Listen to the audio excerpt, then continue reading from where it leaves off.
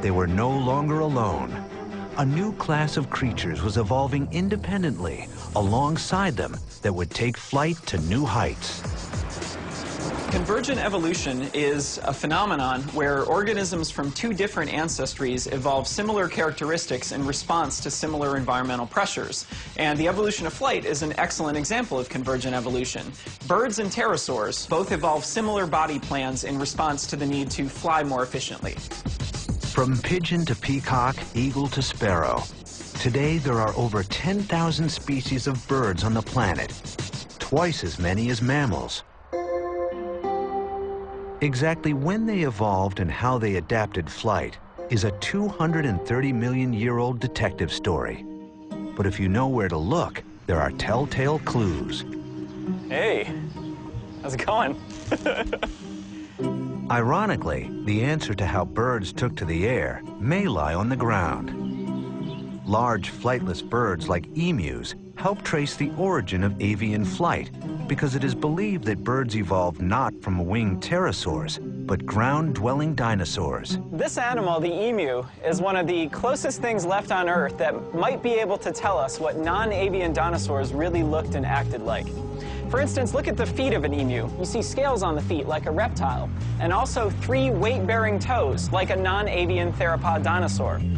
Theropod dinosaurs stood upright, with hind legs used for support and movement, while short forelimbs were used for grasping and tearing prey.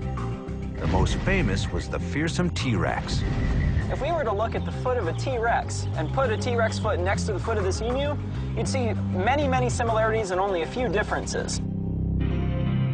I think the most obvious feature that birds share with non-avian dinosaurs, a feature they inherited from non-avian dinosaurs, is their feathers. Feathers were long thought to be exclusive to birds among vertebrate animals, but this was not the case. Millions of years ago, some non-flying vertebrates had feathers too. So we now know that feathers are not unique to birds. Feathers first evolved in non-avian dinosaurs, and it's quite possible they evolved for something other than flight, possibly insulation, possibly brooding their nests. But aside from sharing feathers, how do we know that birds evolved from dinosaurs? And how were these land-based animals able to take to the skies? Over the last 200 years, paleontologists have begun to find amazing evidence that helps to answer these evolutionary mysteries in the form of incredibly preserved fossils. Pittsburgh's Carnegie Museum of Natural History houses one of the world's top collections of dinosaur bones. Among them are striking clues of how birds, and subsequently bird flight, evolved from dinosaurs. This is a cast of Archaeopteryx. And when this was discovered well over a century ago, it astounded scientists because the fossil shows a mixture of features classically associated with reptiles and classically associated with birds. Archaeopteryx was the first of a whole new group of animals. It was a bird, distinguished from a feathered dinosaur by its ability to fly. Even though it may not have been very proficient in the air, there were clear differences in the anatomical structure of this creature compared to non-flying dinosaurs. As the world's oldest known bird, however, it naturally had not completely evolved away from its ancestors. Archaeopteryx, when we look at its skeleton, it shows many features that are retained from its dinosaur ancestors that are lost in modern birds. So for instance, if we look at the skull of Archaeopteryx, we see that it retains tiny teeth. All known birds alive today lack teeth. We also see a long, bony tail in Archaeopteryx, a dinosaurian feature. If we look at the hand of Archaeopteryx, we can see that its fingers are still tipped with large, curved claws, and this is a feature that dinosaurs have as well. In addition, Archaeopteryx also seemed to be missing something else crucial: muscles. Modern birds have a series of large pectoral muscles that attach to their sternum and help them generate enough force to fly. Archaeopteryx didn't appear to have these muscles. So while their bodies could support some flight, it is unlikely they could stay airborne for very long periods of time. Archaeopteryx probably could fly, but compared to modern birds was almost certainly very clumsy. We know this because its skeleton is much more primitive than that of modern birds.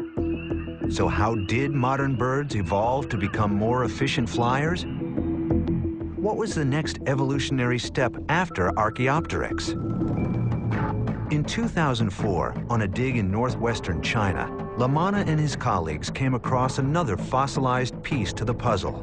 The more I looked, it became clear that we were looking at a very bizarre group of birds that were abundant during the Cretaceous period, the final period of the age of dinosaurs. Close to 100 nearly complete skeletons of 100-million-year-old birds were recovered on the dig. Among them, a rare specimen. Tiny fragments of this long-extinct animal, called Gansus, had been found before, but never a skeleton as complete as this one. Gansus dates to 40 million years younger than Archaeopteryx, about 110 million years ago. And already, relatively rapidly in bird evolutionary history, Gansus has acquired many of the features that we associate with modern birds. It's in many ways an anatomically modern bird from 110 million years ago. Although Archaeopteryx was capable of flight, Lamanna would soon discover that Gansus had anatomical features that almost certainly made it a far better flyer. A lot of the story of the evolutionary history of birds has to do with the increased efficiency of flight. So for instance, when we look at Archaeopteryx, we see features that are not present in modern birds, such as teeth and a long bony tail. And these are two features that have long been argued to have been lost in modern birds because they saved weight.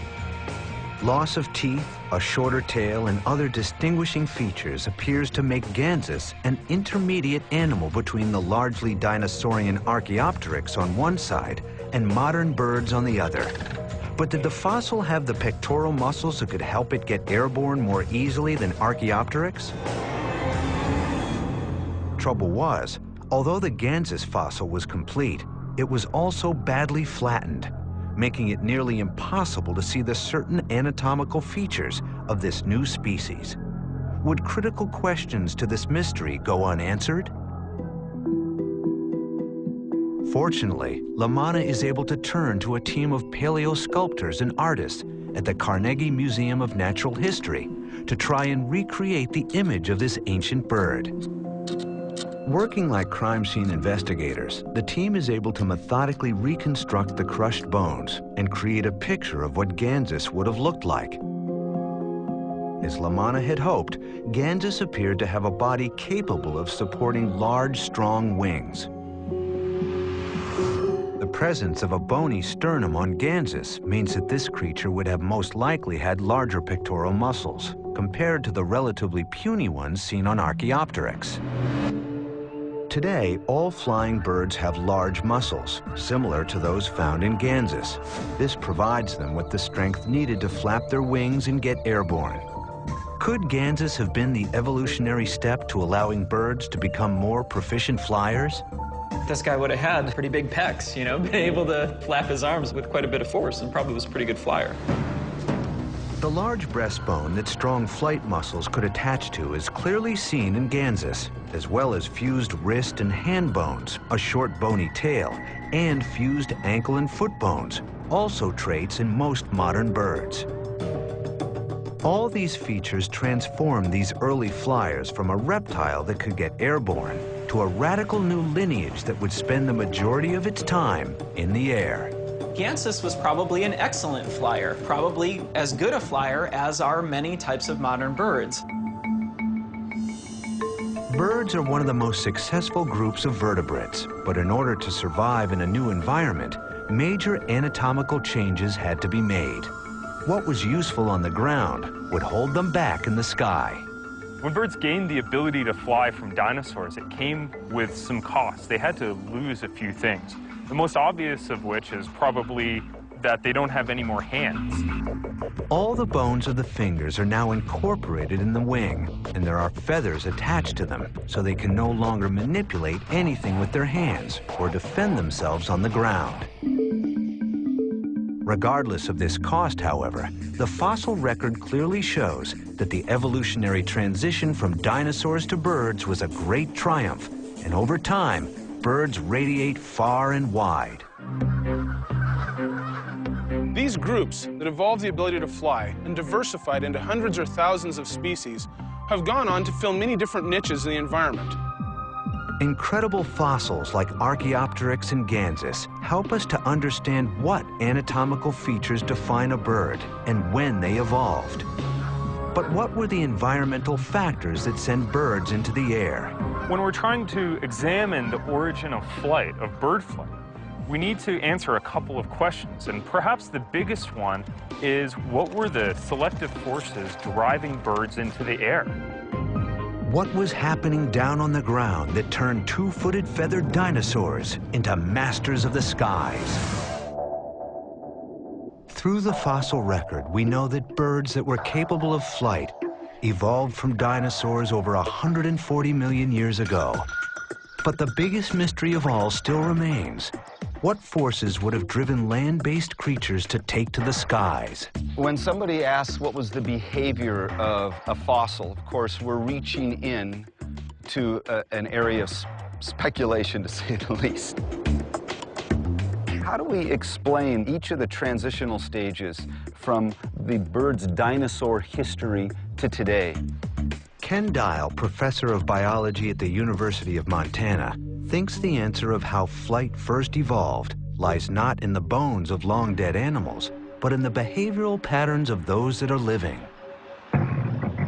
What we're trying to do is we're trying to borrow from the present to try to interpret the potential behaviors of the fossil creatures.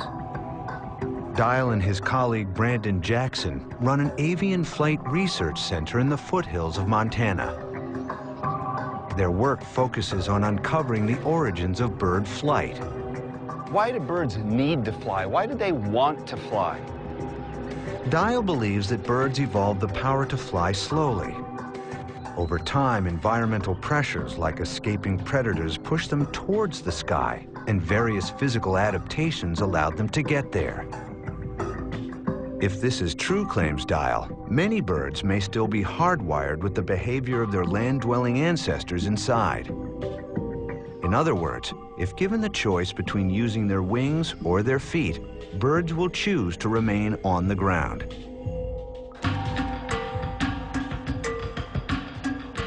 To test their hypothesis, Dial and Jackson put birds in a position to have to choose between flying and keeping their feet earthbound. They take birds that are fully able to fly and place them at the foot of a ramp with a steep incline. Here we go.